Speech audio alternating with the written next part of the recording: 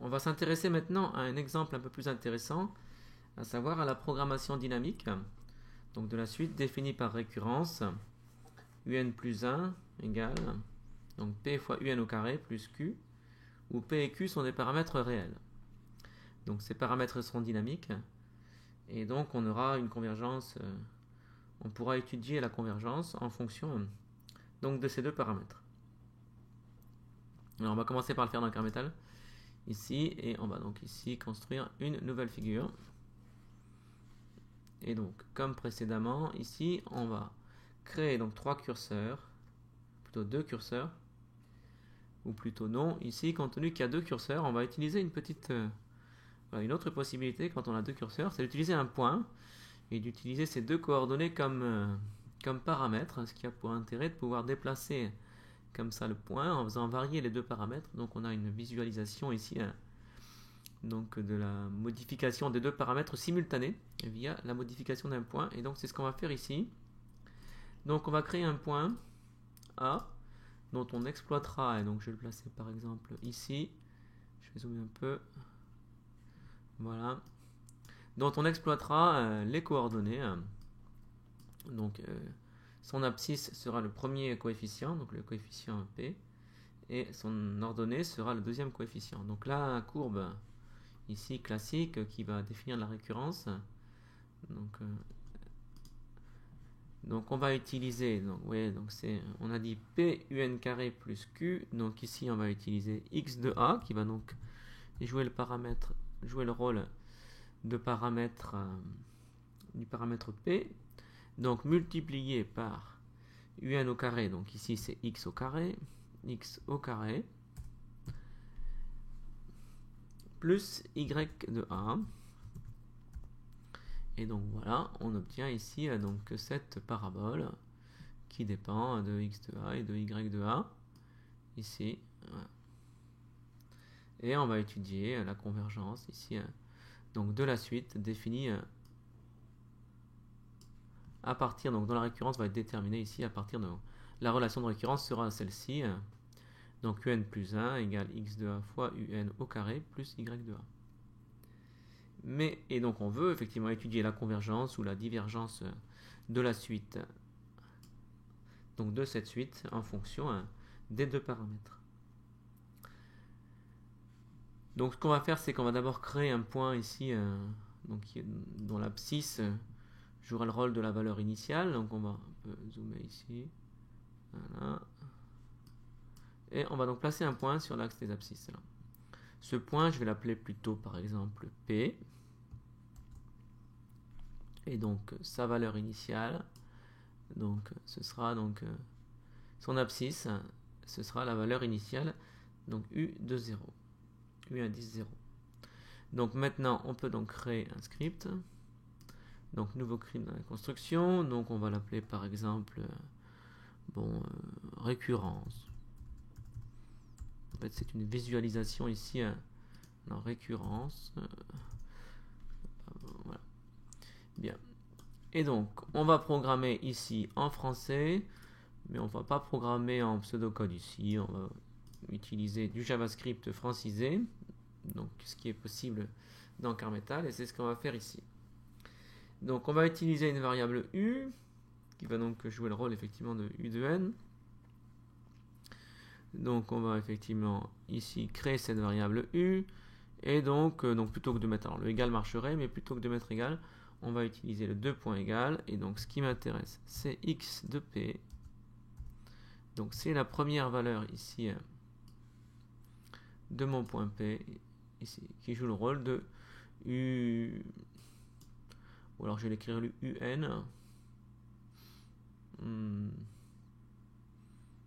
Bon, alors au départ on a ici donc un égale x de p. Bon, je vais l'appeler U, allez, d'accord. Donc je l'appelle U, donc c'est la première, donc c'est U de n. Hein. Bien.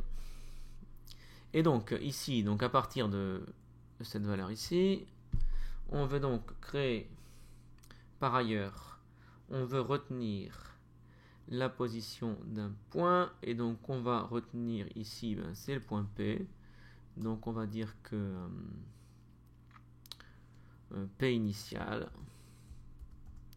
P init, 2 points égales P, parce que j'ai choisi de nommer P le premier point ici.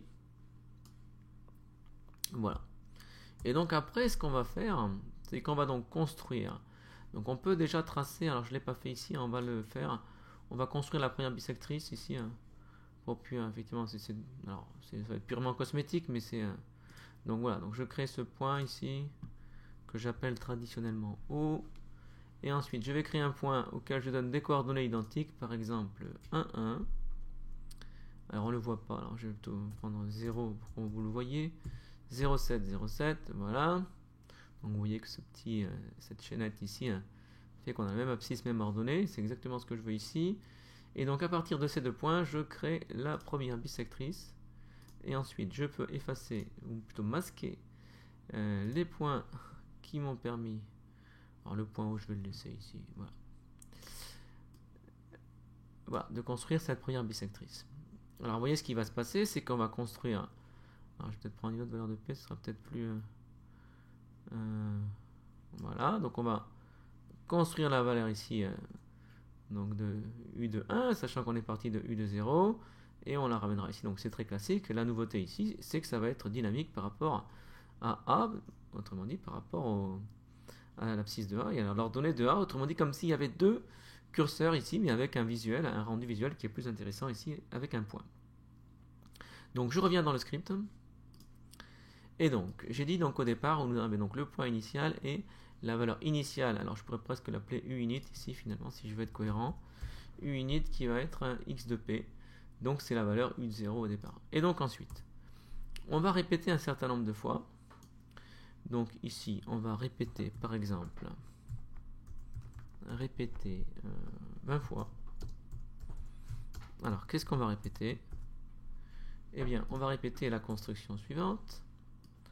Alors, il faut déjà calculer le point ici correspondant. Donc, par ses coordonnées. Donc, je vais dire que U, alors il y a U initial et U suivant. Donc, U suivant, U suive, ce sera égal à... Donc, la formule, on l'a dit, là, donc c'était x de A. Alors, pour l'instant, je vais l'écrire un peu n'importe comment. Après, je m'intéresserai à la syntaxe. X de A multiplié par U init au carré plus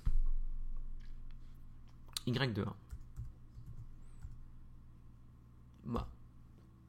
Mais il faut construire ça sous forme d'une chaîne de caractères ici qui pourrait être transformée en expression. Donc on va mettre ici les guillemets.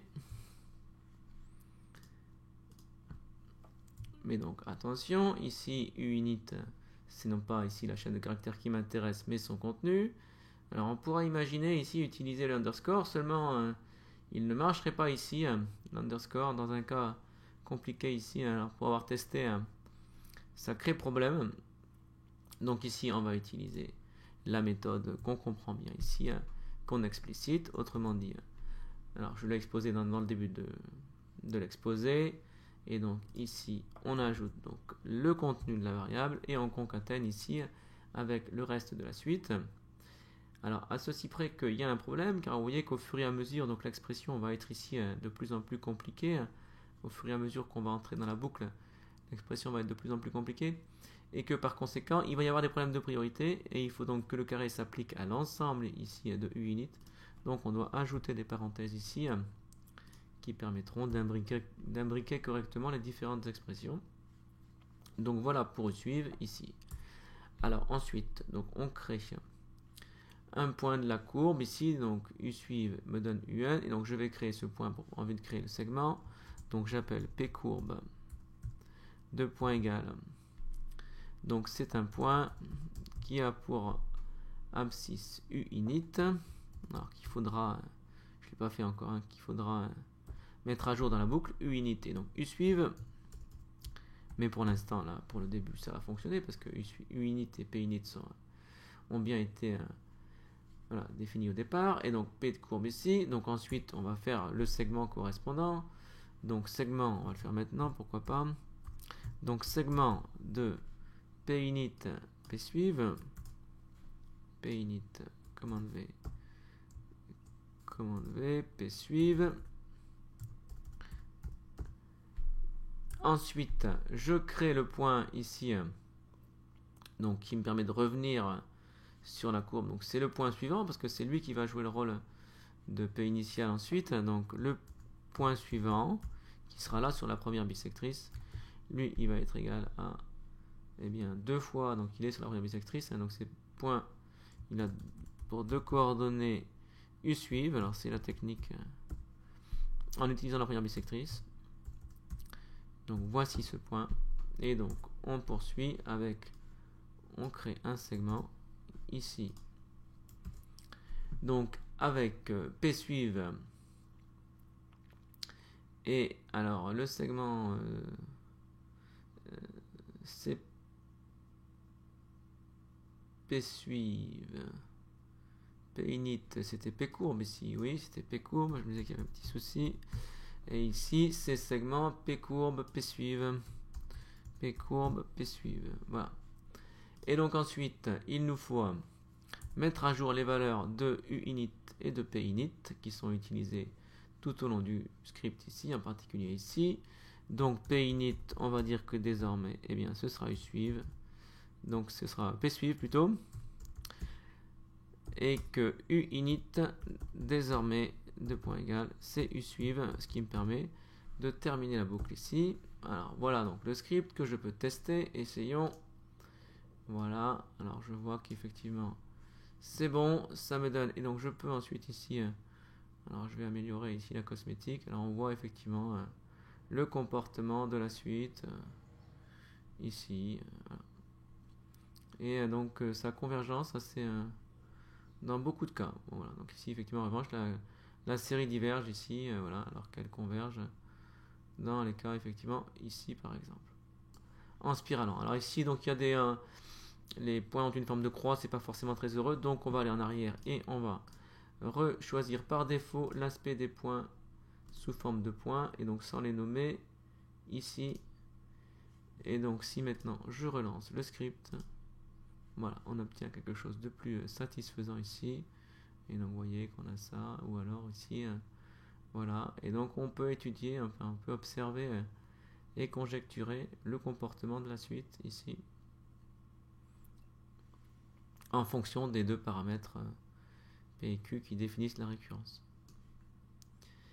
Donc on va maintenant essayer de faire la même chose dans DGPad en utilisant la tortue dynamique de DGPad, et on va donc passer dans DGPad,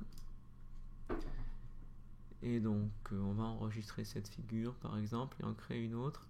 Alors ici je suis dans la version installée sur Mac de DGPad. Il y a une autre procédure pour enregistrer quand on est en ligne. Alors ici je vais l'enregistrer en lui donnant pour nom, alors elle prend déjà un nom ici, bon, version 2 ici, voilà, j'enregistre, et donc maintenant je peux fermer ça ici et faire une nouvelle figure DGPad, la mettre ici dans la bonne, aux bonnes dimensions ici pour travailler comme il faut. Voilà, et donc je vais reprendre ici. Voilà. Bon, et donc on va donc effectivement faire la même chose dans DGPad. Donc en commençant par construire, donc comme précédemment, la parabole. Là, donc on va afficher le repère. Ici, on va un peu zoomer. Voilà, on va zoomer, Alors c'est avec la molette ici que je travaille. Alors sur tablette, il y a des comportements un peu différents que je vous laisse découvrir. Voilà, alors ensuite on trace comme précédemment la courbe. Alors il faut déjà placer un point parce que sinon je vais être embarrassé. Donc je crée un point ici que je vais appeler A. Voilà. Je reviens ici, je ferme ça. Et donc ensuite on trace donc la parabole. Donc il y a pour équation x de A multiplié par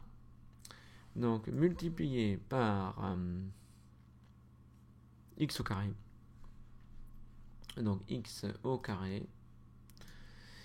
X au carré, alors je vois que je pourrais la tracer, donc tout a l'air de bien fonctionner ici, plus y de a, voilà, x au carré plus y de a, donc je valide cette courbe ici, voilà, très bien, et je m'aperçois, évidemment, je m'assure que c'est bien dynamique, c'est bien le cas ici, ok, ça en revanche, je peux le masquer, voilà, ça ne m'intéresse pas vraiment. Et donc maintenant, je vais donc placer comme précédemment un point sur l'axe des abscisses, et l'appeler P, alors j'en ai créé deux ici, et l'appeler P, et voilà, il s'appelle P1, je vais l'appeler P, et donc ensuite je vais donc tracer la première bisectrice comme précédemment, donc je crée ici un point qui va être le point O, je crée un autre point qui va me servir à faire, alors ici je vais voir ses coordonnées et lui donner comme coordonnées par exemple 0, alors je vais faire comme précédemment 0,7, 0,7, voilà ce point, je valide et je n'ai plus qu'à faire. Alors vous voyez que les outils sont infixés ici, je fais un clic et je fais la demi-droite correspondante, voilà. Et donc j'ai mon point P qui est sur la droite ici, et donc je vais définir, alors lui je vais le masquer ce point, voilà, il ne m'intéresse pas, et donc je vais définir la récurrence à partir de l'abscisse du point P ici qui est mobile sur l'axe des abscisses. Donc je vais créer, et je vais utiliser pour ça la tortue dynamique associée au point P. Donc je vais ici, et dans l'onglet tortue ici, je vais créer une tortue. Alors, on va utiliser, donc ici on doit rejoindre le point de la courbe correspondante. Donc c'est ce que je vais faire ici. Alors l'instruction rejoindre, c'est une instruction qui est dans, vous voyez, dans la palette tortue, alors que par essence c'est plutôt une instruction à repérer. Et donc c'est ça qui est, en fait elle correspond plutôt au paradigme voilà, de la téléportation, de la géométrie repérée, parce qu'on rejoint un point, donc d'après ici, donc en particulier on pourra l'appliquer ici à partir des deux coordonnées, on va le faire. Donc c'est assez étonnant, mais ici efficace, hein, de la retrouver dans la palette tortue, et donc utilisable avec la tortue. La tortue peut ici utiliser au moins en partie des commandes qui relèvent plutôt du paradigme repéré. Alors, donc on va d'abord créer une variable qui correspond à U. Alors, on va faire comme précédemment, uinit, usuive. Alors, uinit. Ok, donc pour la valeur initiale, et on va créer une variable suivante, usuive, pour un plus 1. Voilà. Alors au départ, on fixe uinit à x de p0, donc à l'abscisse de p0, à l'abscisse de p plutôt, à l'abscisse du point p, voilà. Et ensuite, on va répéter un certain nombre de fois, par exemple 30 fois. Donc on va rejoindre ce point-là, et donc c'est là qu'on va utiliser une expression. Alors rejoindre le point, et voilà, plutôt que de faire le point A, je vais utiliser ici les coordonnées, donc le paradigme repéré. Donc on va rejoindre le point, alors encore faut-il avoir calculé déjà usuive. Donc on va calculer usuive quand même. Donc on va fixer usuive. Ah, alors il faut donc x de a, donc c'est l'abscisse de a, alors c'est une expression ici. Abscisse de a plus y de a, donc ici ce sera plus l'ordonnée de a, plus l'ordonnée de a. Et donc là c'est une multiplication, c'est l'abscisse de a multiplié par, donc c'est abscisse de a, je duplique, je mets ça ici, abscisse de a, et je multiplie par uinit au carré, donc c'est un carré, mais le carré ici il est connu comme ça, ici voilà, et donc je prends un carré,